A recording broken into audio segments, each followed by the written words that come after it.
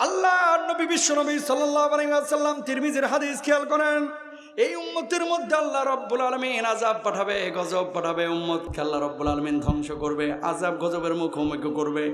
15টা কারণ যখন আমার উম্মতের মধ্যে ঘটবে, আল্লাহ রাব্বুল আলামিন ওই উম্মতকে সাইজ করবে, উম্মতকে আযাব গজব দিবে। বলুন নাউযুবিল্লাহ। 1 নাম্বার, ইদা তাখাদাল ফাইউদু আলা, রাষ্ট্রীয় সম্পদগুলোকে যে মানুষগুলো লুটে পুটে গনিমতের মালের মতো ব্যবহার করবে। দেশের সম্পদ, রাষ্ট্রীয় সম্পদকে কোনো মুসলমানের লুটপাট করা কোনো উচিত না। এটা মানুষের হক, এটা আল্লাহর হক। এটা আপনাকে বুঝতে হবে কোনটা আল্লাহর হক। যেটা আল্লাহর ইবাদতের জন্য আল্লাহ আমাদেরকে আদেশ করেছে, নামাজ পড়া, রোজা করা, হজ করা, হকুল্লাহ, এগুলো হচ্ছে আল্লাহর হক। আর হকগুলো এবার আপনার বাড়ির পাশে একজন মানুষ আছে, যেই মানুষটা সম্পদ আল্লাহ রাব্বুল আলামিন যতটুকু তাকে দিয়েছে এতটুকু সম্পদের সে মালিক হয়েছে। আপনার বাপ আপনার জন্য সম্পদ রেখে গেছে, বাপ মারা গেল, সম্পদটাকে সমভাবে আল্লাহ রাব্বুল আলামিন বন্টন করতে বলেছে। ভাই একটা অংশ পাবে, বোন একটা অংশ পাবে। আমার এই বাংলার জমিনে অনেক সরকারি চাকরিজীবী, বেসরকারি চাকরিজীবী আর আমানতের খেয়ানত করে, ব্যাংকের টাকা লুটপাট করে, সম্পদগুলোকে চুরি করে, রাষ্ট্রীয় সম্পদ নষ্ট করে। সে যেই দলেরই হোক, পরিবারের সম্পদ চুরি করা, রাষ্ট্রের সম্পদ চুরি করা, এই চুরি করলে সেই ব্যক্তি আল্লাহ রাব্বুল আলামিনের আদালত থেকে কখনোই মুক্ত হতে পারবে না। ঠিক কিনা? এবার খেয়াল করেন, আপনার এলাকার মধ্যে অনেক হাজী সাহেব আছে, সামনের কাতারে নামাজ পড়ে, কপালে 6 ইঞ্চি কালো দাগ, 3 বার বড় হজ করেছে, হয়তোবা 7-8 বার উমরা হজও করেছে, কিন্তু বোনের সম্পদ এখনো বুঝাইয়া দিল না। কথা বলেন ঠিক কিনা? হজ করতে রাজি আছি, উমরা করতে রাজি আছি, মাগার বোনের সম্পদ দিতে রাজি না। তোমার হজ মক্কা ক্রস করবে না। ঠিক কিনা ভাইরা আমার? জীবনে 2টা পাপ করেন না। আল্লাহর আদালতে 2টা অপরাধ আছে, অজামিনযোগ্য, আল্লাহ ক্ষমা করবে না। 1 নাম্বার হচ্ছে শিরিক করা, 2 নাম্বার হচ্ছে বান্দার হক নষ্ট করা। তো ইদাত্তাখাদাল ফাইউদু আলা, রাষ্ট্রীয় সম্পদ কখনো চুরি করবেন না। রাষ্ট্রের সম্পদ দলে হোক, বেদলে হোক, সাধারণ নাগরিক হোক, গনিমতের মালের মতো ব্যবহার করবেন না। এটার মালিক আল্লাহ তাআলা জনগণের কাছে আমানত রেখেছেন। এই আমানতের খেয়ানত কোনো মুসলমান আমরা করব না, ইনশাআল্লাহ বলেন। দিন যত যাচ্ছে ভাই, বিশ্বাস করেন, কি ঋণ দিবেন? বিনা সুদে একজন মানুষ গায়ের জ্বরও দিতে চায় না। এখন সুদখোর আছেন এলাকায়? আসেনি? তো কেমন মুসলমান আপনি? সামনে নামাজ পড়তেছেন অথচ সুদের মায়া ছাড়লেন না। গনিমতের মালের মতো ব্যবহার করে সম্পদ লুটপাট করে কানাডার বেগম পাড়ায় বাড়ি করতেছেন। আল্লাহ মাফ করবেন না ভাই, আল্লাহ মাফ করবেন না। আল্লাহ এদেরকে হেদায়েত দান করুক, আমিন বলেন। আল্লাহর নবী বলেছেন, হাল্লা বিহাল বালা, যে সমস্ত কারণে আল্লাহ রাব্বুল আলামিন এই উম্মতের ওপর আযাব দিবেন। 2 নাম্বার কারণ কি? ওয়াল আমানাতু মাগনামা। আল্লাহর নবী সাল্লাল্লাহু আলাইহি ওয়াসাল্লাম বলছেন, আমানতের খেয়ানত বেড়ে যাবে। মুখ দিয়ে আমানতের খেয়ানত করবে, হাত দিয়ে আমানতের খেয়ানত করবে। এই জামানায় একজন ভাইকে, বন্ধুকে যদি বলেন, দোস্ত এই কথাটা কাউরে তুই বলিস না, বিশ্বাস করেন এই কথাটাকে আরও বেশি এই জামানার মানুষগুলো প্রকাশ করে। ঠিক কিনা? নিষিদ্ধ জিনিসের প্রতি এই জামানার মানুষের আগ্রহটা বেশি। আর আমাদের এলাকার ভাবিদের কথা তো নাই বললাম। এই এলাকায়, আপনার এলাকার মধ্যেও কিছু পাবেন। আজকে সারাদিন দিয়ে ওয়াজ হইল না, কালকে দেখবেন জাতীয় সংসদের মতো চায়ের দোকানে গোল গোল হয়ে বসবে, আর এর মধ্যে একজন থাকবে গীবত কমিটির সভাপতি। কথা বলেন ঠিক কিনা? আমির হামজা কি বলছে, মুস্তাফিজ ভাই কি বলছে, কি বলে আমার মুস্তাক ফয়জি হুজুর কি বলছে, আমলের নিয়তে শুনে নাই, এগুলো নিয়ে চুলচেরা বিশ্লেষণ করে একজনের দিকে তীর ছুড়বে আর গীবত কমিটির সভাপতির ভূমিকা পালন করবে। ঠিক কিনা ভাইরা? আর আমাদের সালমা ভাবিরা তো আছেই মাশাআল্লাহ। স্কুলে বাচ্চা নিয়ে যাবে 11 জন, 11 ভাবি গোল হয়ে বসবে। মরিয়ম ভাবি এই কথাটা তোমারই বললাম, আর কাউরে বললো না, অথচ 23 জন অলরেডি বলে ফেলাইছে। কথা কর না কেন? গ্রাম বাংলার সিসি ক্যামেরা আছে না নাই? ও টিনের ফুটা দিয়ে ছায়া থাকবে যে কি হচ্ছে এই বাড়িতে, এই কথা নিয়ে যে আরেকজনের কাছে ডাউনলোড করে এটার পেস্ট করবে, ওখান থেকে আবার আরেকজনের কাছে, আর প্রত্যেকের কাছে যা বলবে এই কথাটা কাউরে বলিস না ভাবি, তোরই খালি বললাম, তুই আমার কলিজার টুকরা, তুই আমার আপন। তো 23 জনরে বললি, এরা কোত্থেকে আইছে? কথা বলেন ঠিক কিনা? এই খেয়ানত করা যাবে? মোবাইলটা আবিষ্কারের পর ভাই বেশি বেশি আরো খেয়ানত হচ্ছে। দাঁড়ায় আছে গৌরীপুর বাস স্ট্যান্ডে, কিরে দোস্ত, আজকে রোববার, আসরের আগেই তোর তো টাকা দেওয়ার কথা, তুই কমিটমেন্ট করেছিলি, ওয়াদা করেছিলি, টাকা দিচ্ছিস না কেন? ফোনটা দেওয়ার পরে দাঁড়ায় আছে গৌরীপুর। কয় দোস্ত আজকে তো আমি চিটাং আইছি, অথচ দাঁড়ায় আছে গৌরীপুর, মিথ্যা কথা বলছে। আল্লাহর নামে শপথ করে বলছে, কোনো মুসলমান যখন এই জিনিসগুলোকে খেয়াল করবে না, আল্লাহ রাব্বুল আলামিন ওই মুসলমানকে, ওই মুমিনকে প্রকৃত মুমিন রূপে গ্রহণ করবে না। ঠিক কিনা?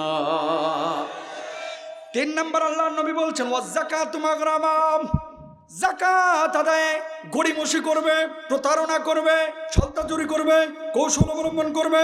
হজ করতে মজা লাগে, কারণ হজ্জে গিয়ে ভালো মন্দ খাওয়া যায়। উমরা করতে মজা লাগে, উমরাতে গিয়েও ভালো মন্দ খাওয়া যায়। নামাজ পড়তে মজা লাগে, টাকা পয়সা লাগে না। যাকাতের প্রশ্ন যখন আসে তখন চোখের টিনের চশমা লাগায়। আছে না অনেকে? যাকাতের প্রশ্ন আসলে কি লাগায়? চোখের টিনের চশমা। যাকাত আদায় করতে চায় না কেন?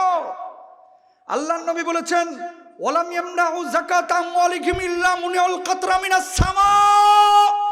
যদি এই জমিনের মধ্যে কেউ যাকাতকে অস্বীকার করে, আল্লাহ রাব্বুল আলামিন ওই জমিনের আসমানের বৃষ্টি বন্ধ করে দিবে, জমিনের ফসল উৎপাদন বন্ধ করে দিবে। যখন এমনটা হবে তখন তুমি কিন্তু কান্নাকাটি করে পার পাইবা না। ঠিক কিনা ভাইরা? যাকাতকে অস্বীকার করা যাবে না। নামাজ রোজাকে যেমন আল্লাহ তাআলা ফরজ করেছে, যাকাতকে আল্লাহ তাআলা সেই আল্লাহই ফরজ করেছে কোরআনুল কারীমের মাধ্যমে। সুবহানাল্লাহ বলেন না? 4 নম্বর আল্লাহ নবী বলছেন ওয়া তুআল্লিমা লিগায়রিদ্দিন। এই জমিনের মধ্যে এমন কিছু মানুষ আছে যে মানুষগুলো পড়াশোনা করে দিন শেখে শুধুমাত্র মাল কামানোর লাগে। কথা বলেন না কেন? সাধারণ মানুষ, ডাক্তার, ইঞ্জিনিয়ার অনেকে আছে যারা পড়াশোনা করছে। এখন তো ঘোষণাও আপনারা দিচ্ছেন পড়ালেখা করে যে গাড়ি ঘোড়ায় জড়ে এসে। না ভাই, এই স্লোগান একটা ভুল স্লোগান। পড়ালেখা করবেন কি উদ্দেশ্যে? আল্লাহ রাব্বুল আলামিন কোরআনুল কারীমের মধ্যে বলছেন ফালাউলা নাফারা মিন কুল্লি ফিরকাতিন মিনহুম তাইফাতুন লিয়াতাফাক্কাহু ফিদ্দীন।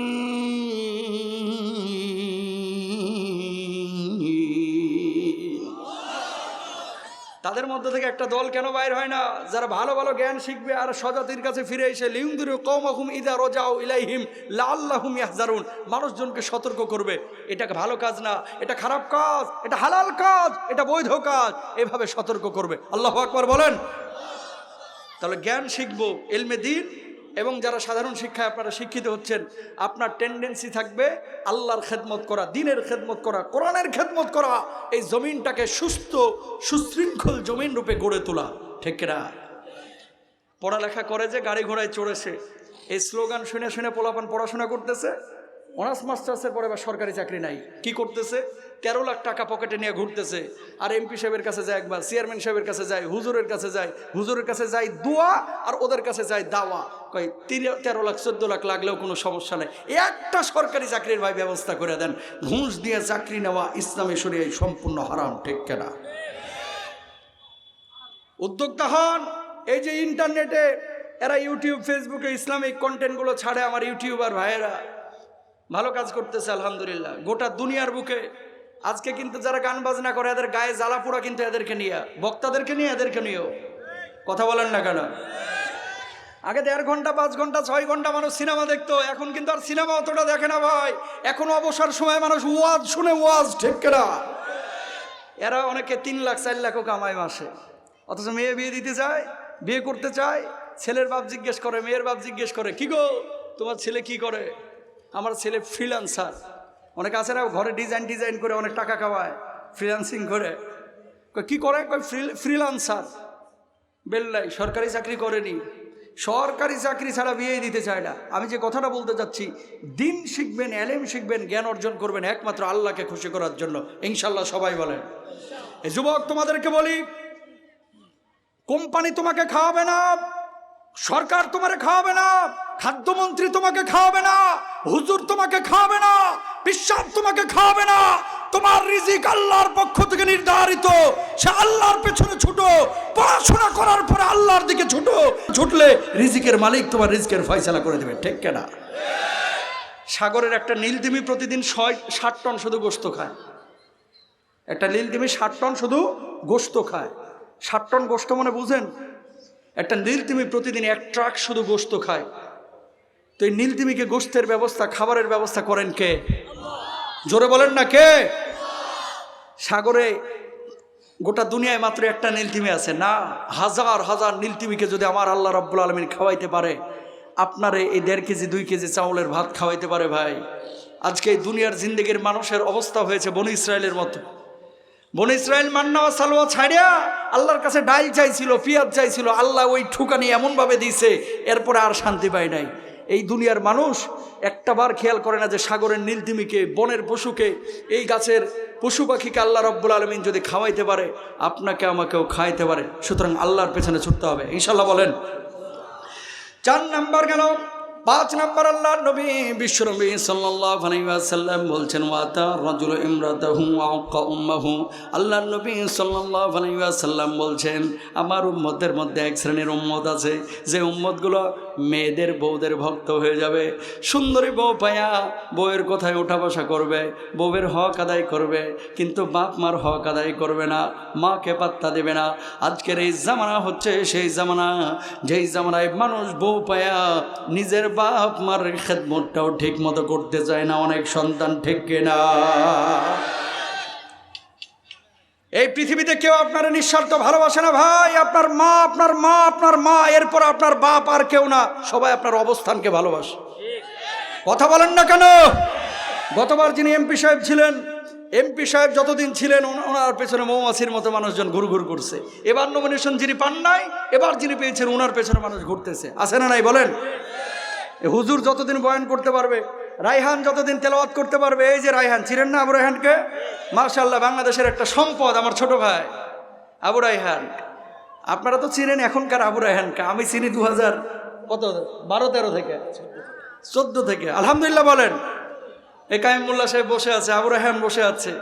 আবু রায়হানের কণ্ঠটা কালকে ডাউন হয়ে যাক, আল্লাহ না করুক। ধরেন কথা বলতে পারতেছে না, মানুষজন আবু রায়হানকে হয়তো 5 মাস স্মরণ রাখবে, এরপর আর স্মরণ রাখবে না। তার মানে কি?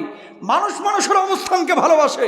আজকে আমার মাসুম ভাই যে মাহফিলের আয়োজনটা করেছে, আগামী বছর যদি মাহফিলের আয়োজনটা করতে না পারে, মানুষ এই মাহফিলের কারণে ওনারা মনে রাখবে না। কায়েম মোল্লা সাহেব ওস্তাজ, উনি পড়াচ্ছে ছাত্রদের, যতদিন পড়াইতে পারবে মানুষ মনে রাখবে। মানুষ মনে রাখবে না তখন যখন তিনি পড়াইতে পারবে না। আমি যে কথাটা বলতে যাচ্ছি, এই পৃথিবীর বুকে আপনারা নিঃস্বার্থ ভালোবাসে একমাত্র আপনার মা, একমাত্র আপনার মা, মানে আল্লাহর পরে। নবীজি তো নাই, নবীজির ইন্তেকাল হয়ে গেছে, আর কেউ আপনারা নিঃস্বার্থ ভালোবাসে না ভাই। বাপ মারে যে কষ্ট দিয়েছে, সে আল্লাহর জান্নাতকে হারিয়ে ফেলেছে, ঠিক কিনা? কারণ কি আল্লাহ রাব্বুল আলামিন বলছেন, ওয়াবুদুল্লাহ ওয়ালা তুশরিকু বিহি শাইআ ওয়া বিল ওয়ালিদাইনি ইহসানা।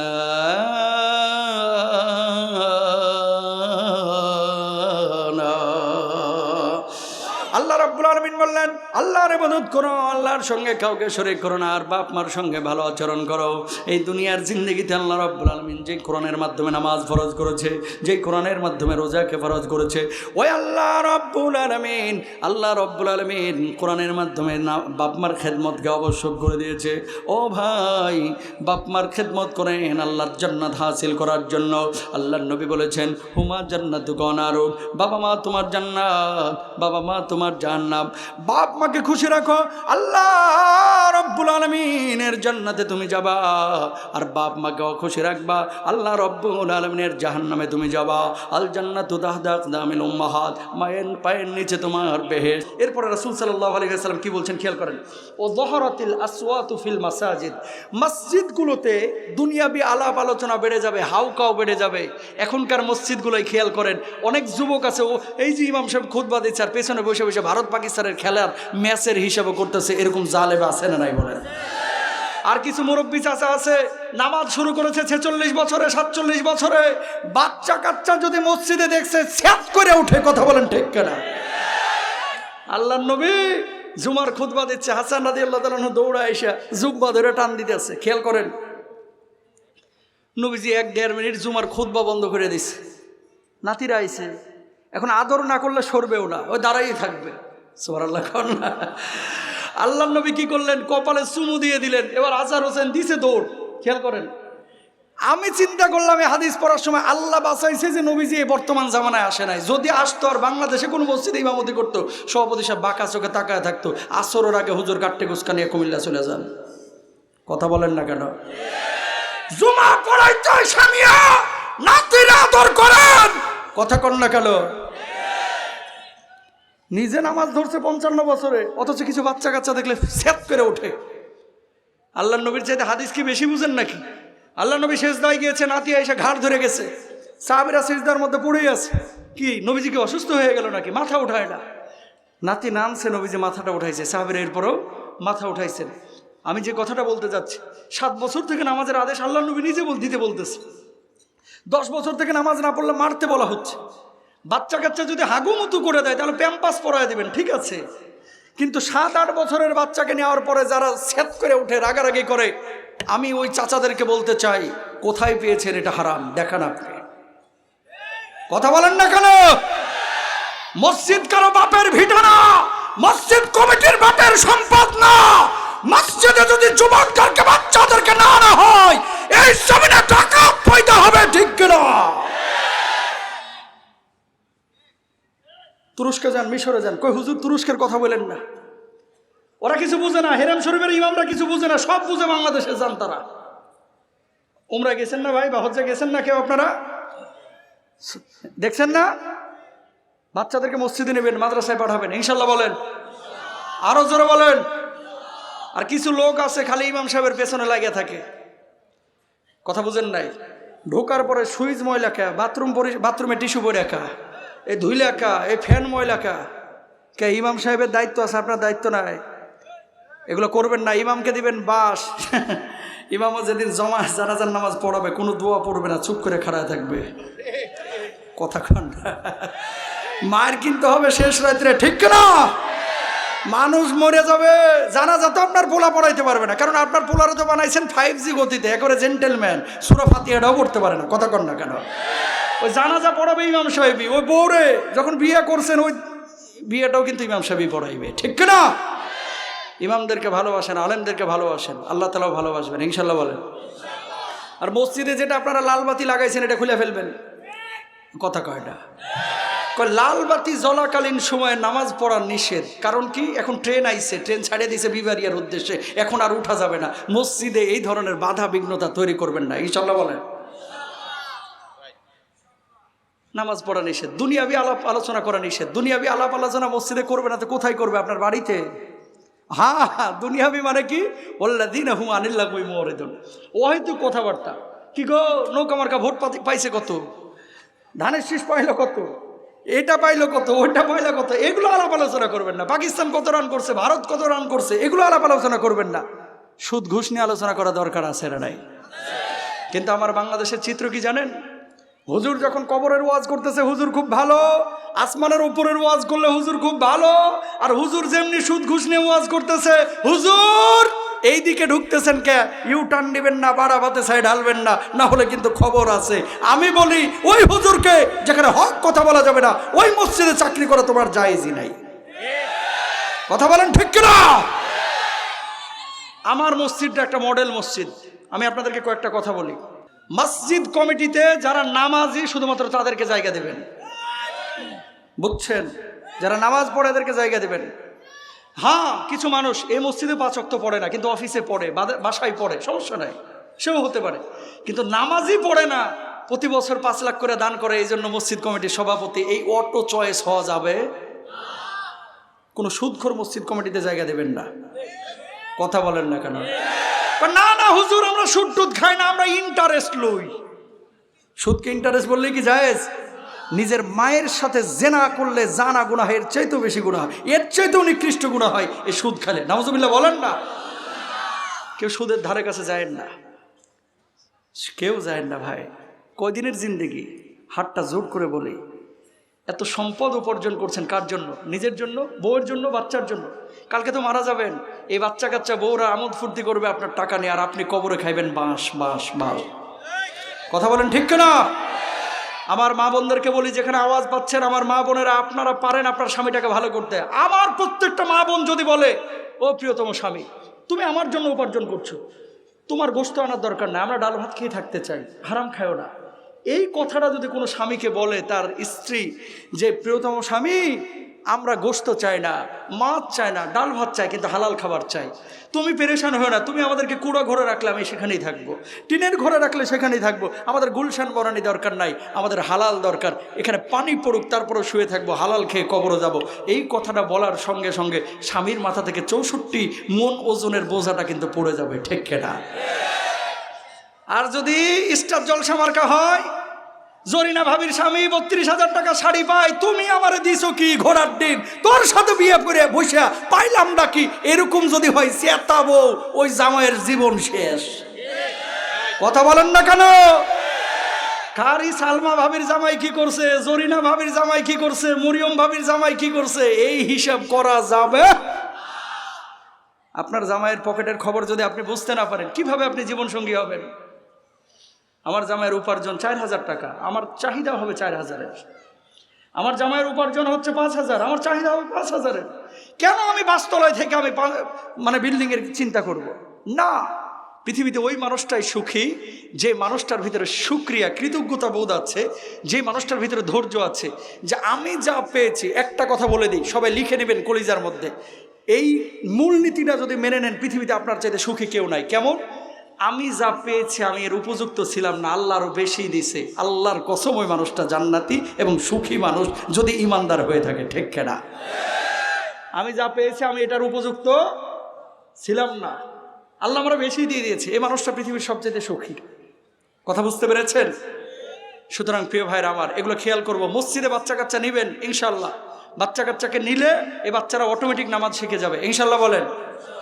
শেষ আলোচনা, ওসাদ আল কবিলাতা ফাসিকহুম, সমাজের পাপিষ্ঠ লোকগুলো বড় বড় লিডারে পরিণত হবে। কথা বলেন না কেন? এরপর আল্লাহ নবী বলছেন, ওয়া উকরিমার রাজুলু মাখাফাতা শাররিহি, মানুষ মানুষকে সালাম দিবে, সম্মান করবে, ভালোবাসে না, ভয় পায়া। এই জামানাটা চলতেছে সেই জামানা। সামনে যখন লিডার আসে, আসসালামু আলাইকুম স্যার, ভালো আছেন স্যার? স্যার আপনার আসতে কষ্ট হয়নি তো স্যার? স্যার স্যার কইতে কইতে মনে করে 56 বার বলে ফেলছে 5 মিনিটে। যেমনি স্যার সামনে থেকে চলে যায়, মাথা নিচু করে কয়, খাটাসটা মরে না কেন? কথা বলেন ঠিক না? তো নবীজি বলছেন, ওয়া উকরিমার রাজুলু মাখাফাতা শাররিহি, মানুষ মানুষকে সম্মান করবে ভয় পাইয়া, ভালোবাসে না। এই জামানা চলতেছে চাটুকারদের জামানা, ঠিক কিনা? চাপাবাজদের জামানা। হক কথা বলবেন তো ভাত নাই, এলাকাতেও ভাত নাই, চায়ের দোকানে চা নাই, বাড়ির মধ্যে বেল নাই, যত চাপাবাজি করতে পারে এদেরই ভেল আছে এই জামানায়, ঠিক কিনা ভাইরা? ভাই, চাপার জোর কমান, সত্য কথা বেশি বলেন ইনশাল্লাহ। বলেন ভাই, কি কমু, সময় কম, এজন্য সংক্ষেপে বলে দিচ্ছি।